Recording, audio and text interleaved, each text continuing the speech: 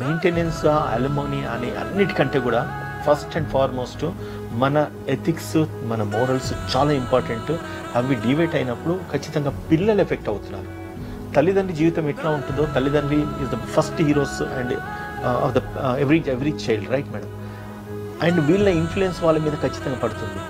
వీళ్ళు రేపు బ్రేకప్ అయితే రేపు నిజంగానే ఆ ఫ్యామిలీ వాల్యూస్, పేరెంటల్ వాల్యూస్ ఆమెకు తెలియనప్పుడు ఆమె జీవితం ఎట్లా ఉంటుంది, ఆమె ఎట్లా పెరుగుతుంది, ఇవన్నీ కూడా ఆలోచించాలి. సో వీ థింక్ అబౌట్, అంటే ఎవరు సెల్ఫిష్ మోటివ్స్ వాళ్ళకే. నేను వెళ్ళిపోయి అమెరికాలో బ్రతుకుతున్నాను, వాడు ఇండియాలో ఉన్నాడు, వాడెంత నా ముందని భర్త అనుకున్నా, భార్య అనుకున్నా, లేదంటే కనుక అదెంత నా ముందని భర్త అనుకున్నా కూడా, బట్ అల్టిమేట్గా సఫర్ అయ్యేది నెక్స్ట్ వాళ్ళ జనరేషన్, వాళ్ళ పిల్లలు. సో పిల్లల్ని దృష్టిలో పెట్టుకొని కూడా మీరు ఆలోచించాలి. Though I'm an advocate, I'm not saying that కేసులు రావాలనేది కాదు మా ఉద్దేశం. ఫ్యామిలీస్ బాగుండాలి, కుటుంబాలు బాగుండాలి. More particularly family issues, divorce ఇష్యూస్కి వస్తాయి.